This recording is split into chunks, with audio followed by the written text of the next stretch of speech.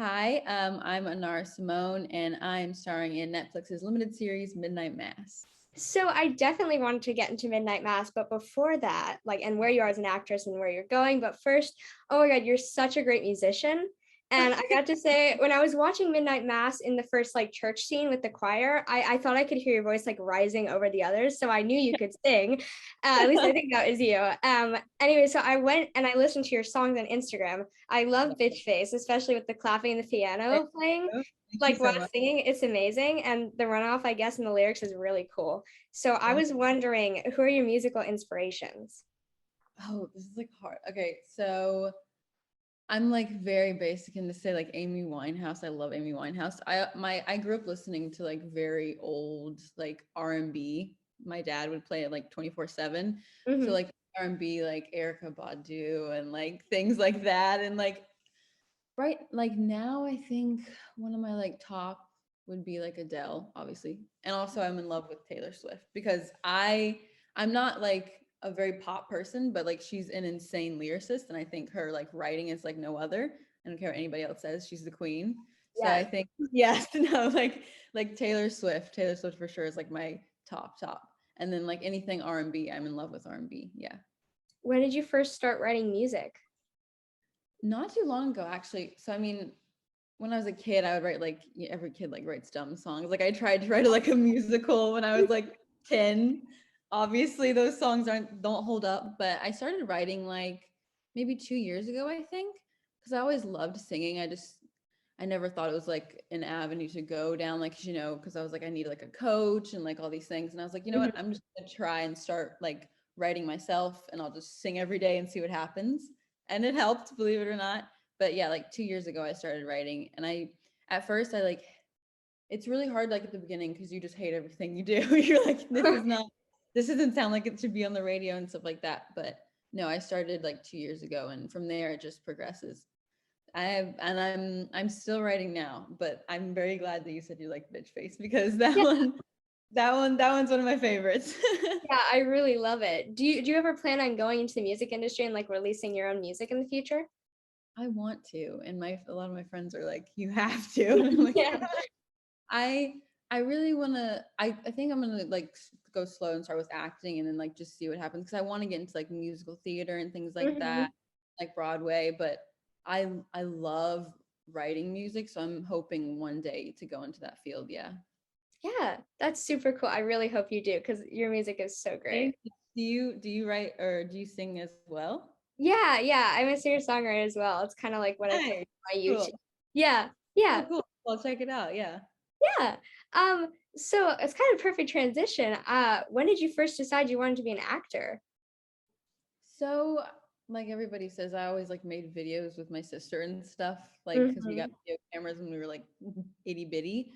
I was a dancer most of my life, and then I got a back injury where I could Oh, still dance, but dancing is a shorter career, because you go to 25 and it's really intense on the body. And so I was well, that's not something that I can hold out longevity wise. And so I really liked acting, and I started about all the years are jumbled now. I think it was 2019. I started taking an acting class. It was a class. I'm from North Carolina. It was a class in Charlotte, North Carolina, and I started taking that class in 2019. And I took it for about a year, and it was really really good class. It helped. I'm very glad I did that before I did anything else. hmm. But I started taking that class, and then I got an agent from taking that class. I did one musical theater little company thing, a local theater thing, which was Hmm. Hairspray, which was my favorite musical, so I was very excited about that. And then I did a professional play a month after that in Charlotte, and then the next month I got the audition for Midnight Mass. So it all, Wow. yeah, I always wanted to be an actor, but my parents were no, you cannot be a child actor, which I'm very glad they did. But yeah, it was all in a year, and it happened very quick. What do you think are the major differences between theater acting and film acting? Your voice. It's all in your voice. I'm very glad I did theater, because I did theater and I did a little bit of I was in a traveling improv group as well. And so it's very helpful because theater is very different, and you have to like project, because like the person in the very back has to hear you as well as the person like right there, and I Mhm. can't like, as much as I want to, like in a nice close-up shot, like where I can whisper, I can't do that like on stage. Yeah. So I think that's one of the big things is projecting. And also theater is really good, and I think it helps from my dance background as well, where it's like movement, like not because like in the camera it's like so weird, like there's just a camera in your face, you know what I mean? You feel like stagnant, but doing like theater and dance and like movement and things really help you feel more comfortable when you're like have so many things around you, if that makes sense. Mm-hmm. Kind of Yeah. similar to that. What are your favorite things about the two, and what do you not like about the two? Mhm.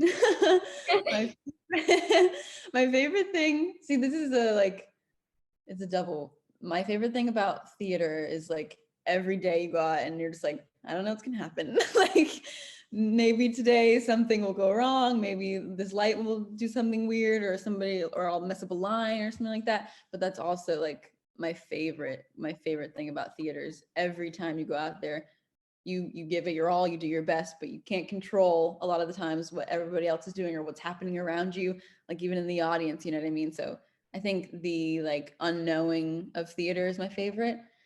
And then film, I think I don't know. I don't know which one I like better. I do want to get a lot more into theater and film, obviously, but I think film, my favorite thing is you have like all the time, and not all the time in the world, because you do need to like get your take and get it right, but you have a lot of time to just like sit in the environment, and that helps with like set deck and things, because like in theater obviously you have the environment, but there's like this giant like auditorium, and I Yeah. guess in film like there's a lot of people, but you have like this bookshelf, it's like been like dressed with all these like specific things for your character, or like you'll have like all these like, I don't know, it just feels more whole, the world in film, I guess, like more Mhm. complete. But yeah, I don't know. I don't know which one I like better. They're both like, I'm obsessed with both of them. So Well, how does it feel like with the cast and the crew all staring at you? Because you mentioned it's like less people, but like, is it like exciting? Is it intimidating?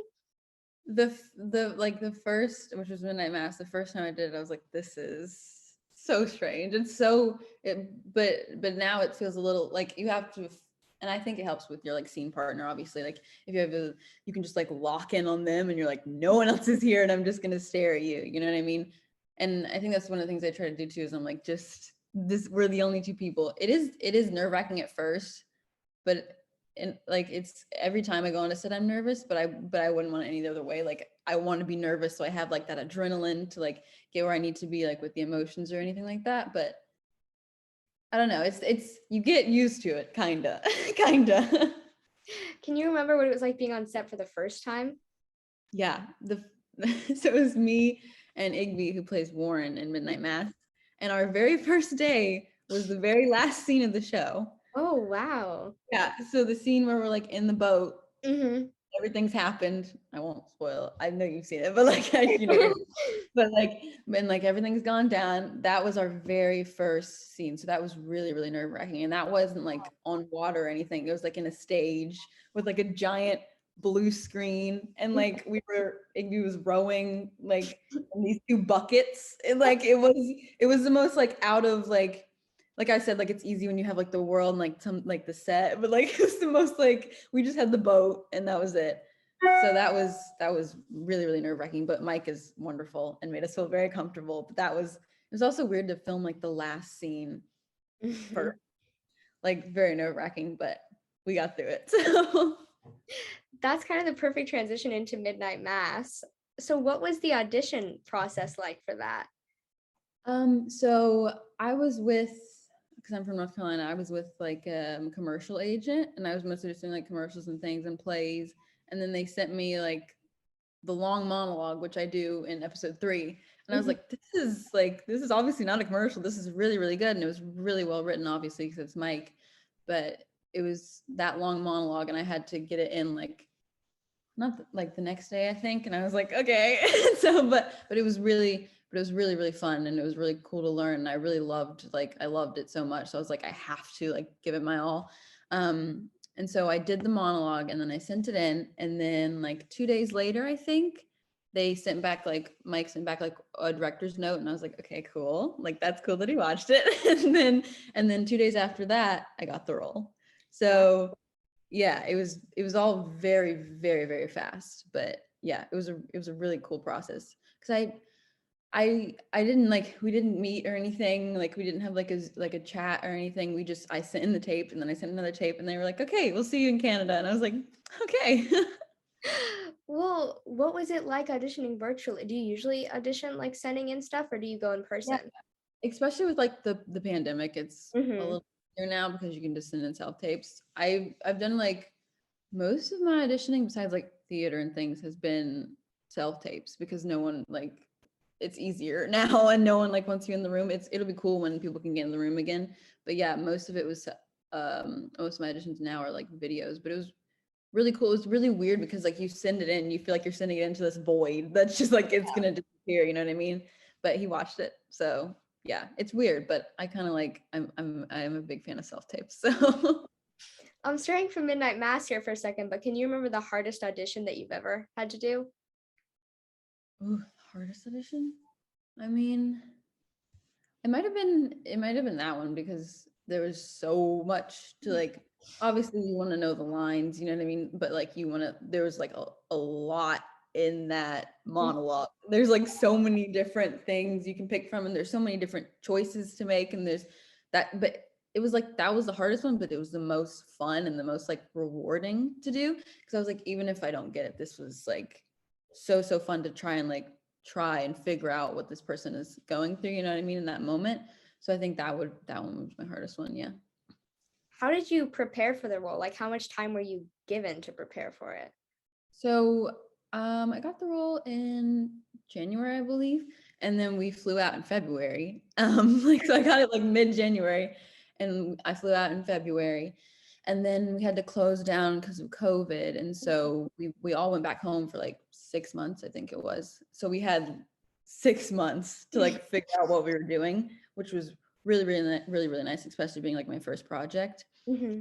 because we got to do like a table read, and we read all 7 episodes in one like sitting, like in one table read. And then we flew back, and then I did most of like as much research as I could. I used like I did frequent reading the Bible. I went to mass a lot because I'm not Catholic, so I went to mass a lot. This is pre like pandemic, like right when it started. So I went to mass, and then for like as far as like the wheelchair and things, I bought a few books to like read up on like what it's like, because it's cool to play that, knowing that I stand.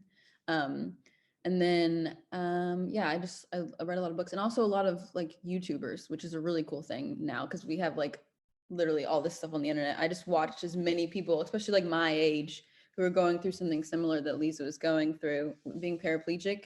And so that was really, really helpful because it's like just a giant catalog of everybody's perspective about it. Kind of a question adding on to that, and then I have another question about what you said. Did the Mhm. 7 episodes change at all after that table read, like the script for that, or did it mostly stay Like the same? very minimal, very minimal. He was very like, they knew what they were doing 6 months before we started shooting again. Like it barely changed. Yeah, it was pretty similar.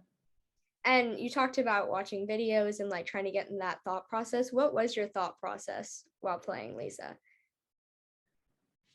So much, so much.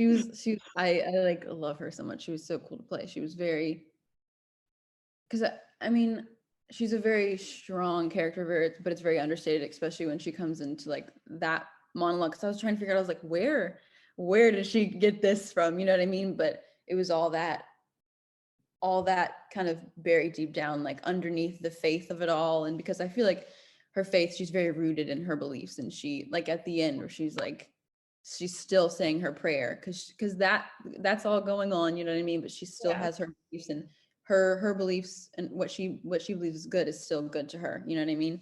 And so I don't know, she was so fun to play because there were so many different things, but I've always tried to keep her kindness because I always felt like she would never be malicious. And even when she's like speaking to him about what happened, she feels like not guilt, but she's like, I don't want to be cruel. I don't want to be mean, malicious any way. I just want to tell you my piece and I want it to be heard. You know what I mean?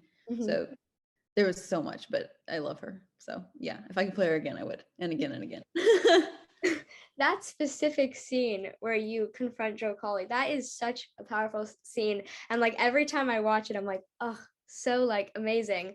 What was it like shooting that scene? Like, how did you prepare for an emotional scene like that?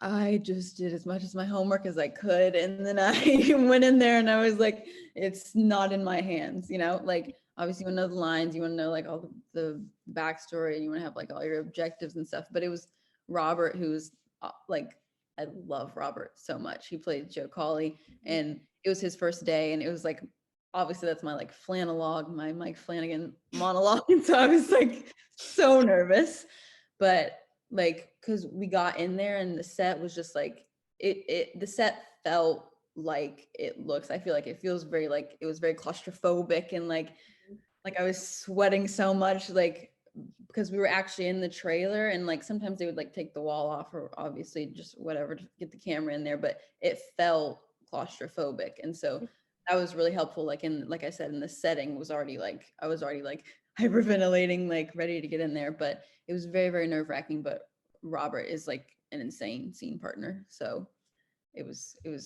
it went as great as I think we both hoped it would. So yeah, we were both, or I speaking for myself, I was insanely nervous, but I'm glad I was because then that means I care. Yeah. Yeah. Are you yourself a horror fan? Like before, like in general? I can't. I just recently watched Hill House because I was like, you know what, I should obviously I know it's like great, Yeah. but I am such a wimp, such a wimp.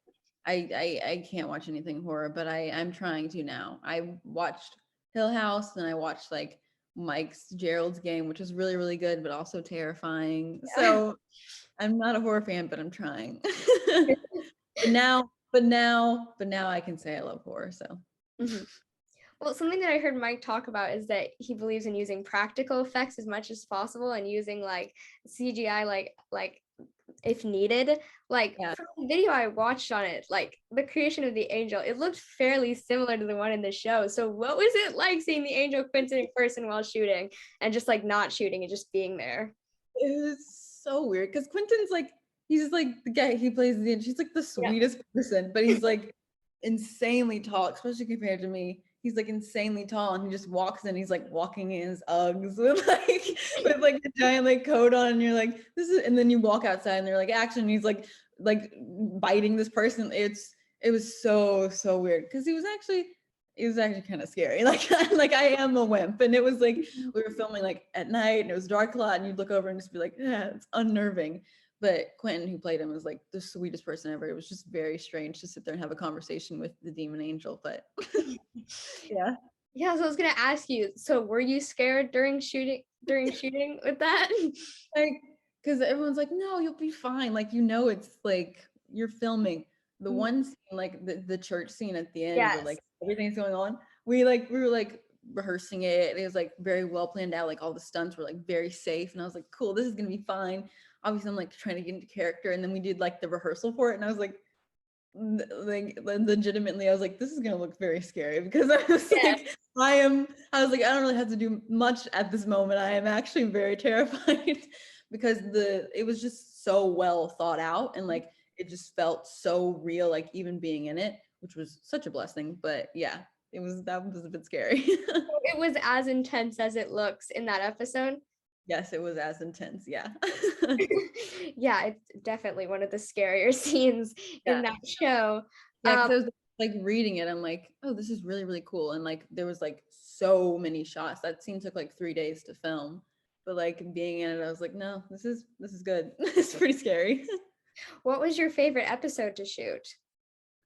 Well, we shot them like not in order. We shot like a scene from episode 1 at the beginning, a Yeah. scene from episode 1 in the middle, and then maybe like a scene from episode. So it'd be like a day, and we'd have like an episode 4 scene at the beginning, episode 2 scene in the middle. So like it was all like all over the place. So I think, but honestly, like if I had to pick an episode, it would probably be like episode 6 and 7, like all the church stuff Hmm. because everybody, we couldn't really like hang out and stuff because of COVID, and like you could have like a few people, and like we were getting tested on the regular, but the most we could all like be in one space was in the church, and so that's when we all got to hang out. So I think that was towards the end of shooting too. So it was like bittersweet, but like I love everybody so much, so we all got to like play cards in the tent and like all this stuff. So I think episode 6 and 7, yeah.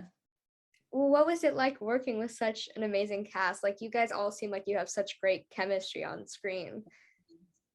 I was like, I'm forever going to be chasing like that feeling, that group of people, because everyone got along so well. And I know people say that all the time, but it's so true. Like everyone got along so well. We still all talk to each other all the time. And it was such a great like first job for me to like learn on, not only like just sitting there watching Hamish do his monologues for however long. I'm like, I don't even have to act today. Like I'm on camera, but I'm just like, this is like a master class. Like I was just learning so much. And then Offset as well, like they're so kind and very, very funny, and everyone had pretty similar sense of humor. So it was really, really great. Yeah.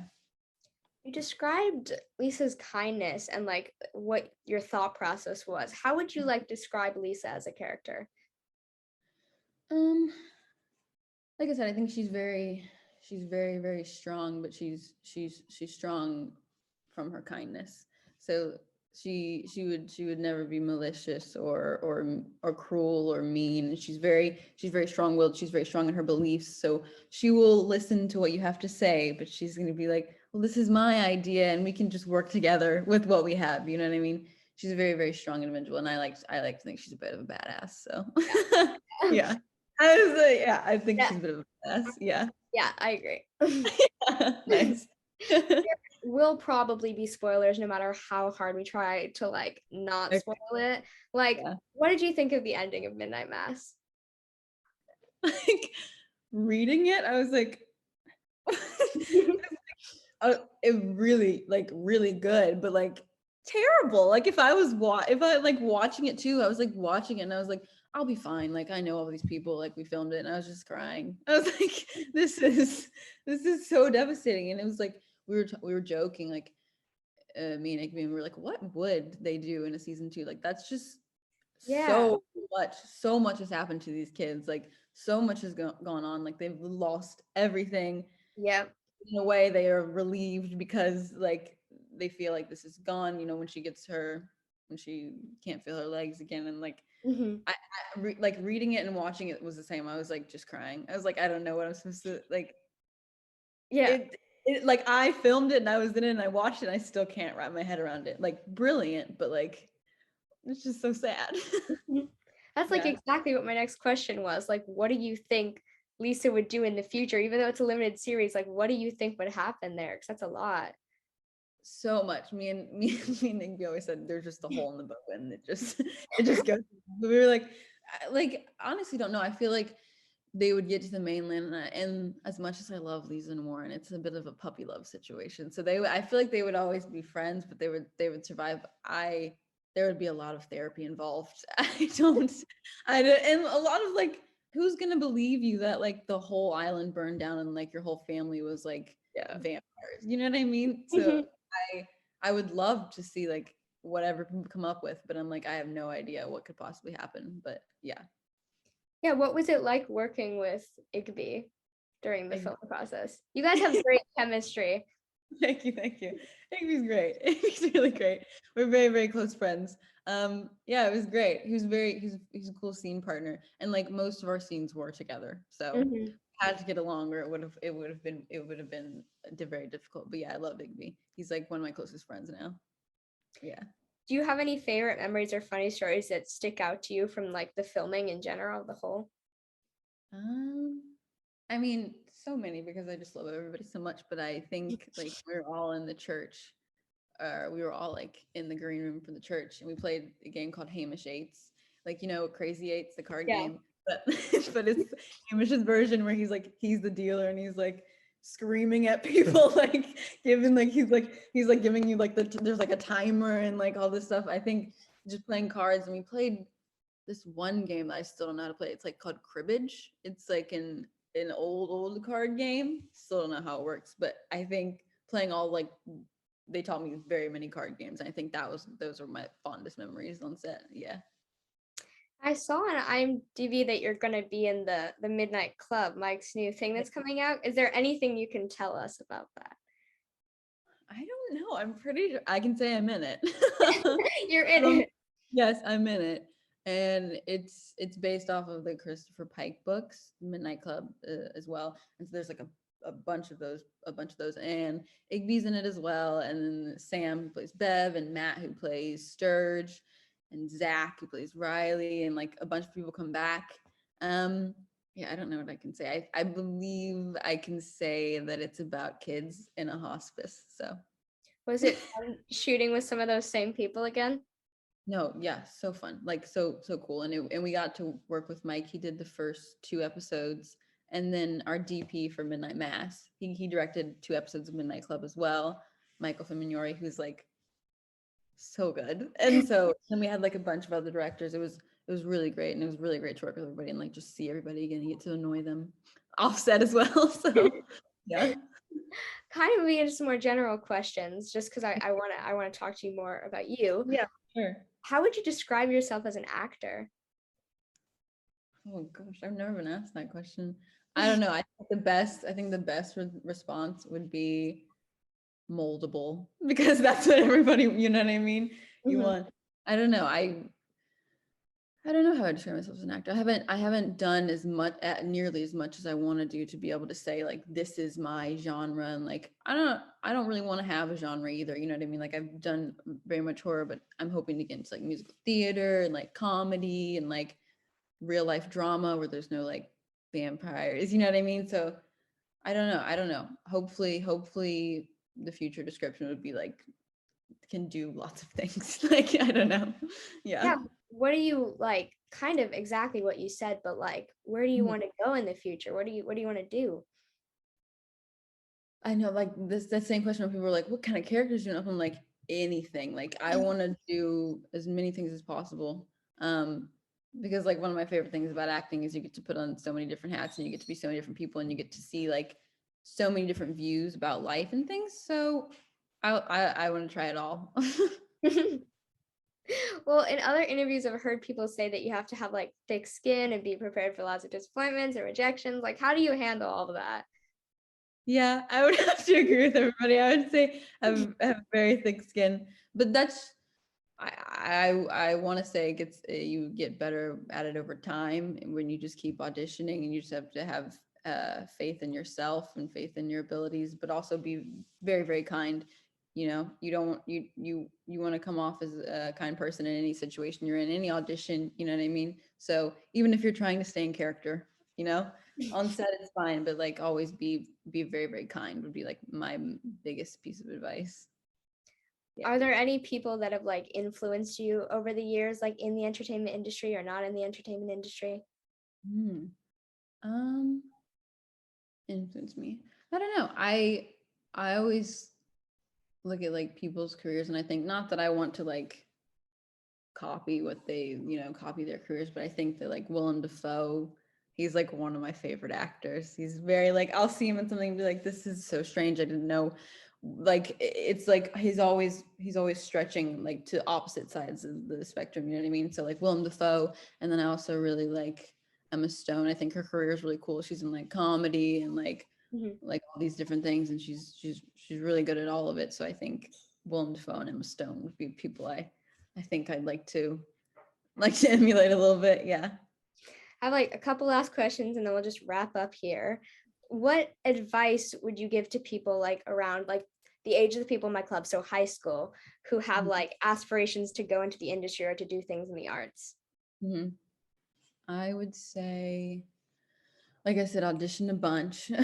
Always be the kindest person in the room, and work really, really hard. Even if you're not like getting the audition you wanted, or if you didn't get the role you wanted, you know what I mean? I would say always, always like push for the next thing. You know what I mean? Like, cause I would audition for like even commercials, and it'd just be like, it would be like a small thing where I have like, or I'm holding a cup, and it just like, it wouldn't go anywhere. You know what I mean? So I'd say always, and you can work on your craft without having to like get the role, you know what I mean? Like even if you don't get the part you wanted, you could be at home learning a monologue for fun, you know what I mean? Like, and there's so many different avenues now, like there's local theaters you can go to and things like that. So I would just say find wherever you are, like in your hometown, find anywhere you can to do what you love, you know what I mean? Last question for you here. What advice would you have for your past self? If you could like go back and be like, I have advice for you. Yeah, I would say to relax, but I think I'm just gonna say like, if I could go back, I would be like, do what you're doing, because then I wouldn't be where I am. You know what I mean? So Mhm. I wouldn't want to change too much, because if I wasn't as stressed and like like focused as I was, I wouldn't be here. So if I gave any advice, it'd be like just believe in yourself and focus on what you're doing. Yeah. Thank you so much for answering all my questions. Yeah. It's like a huge honor to talk to you. No, it was very fun. Very cool.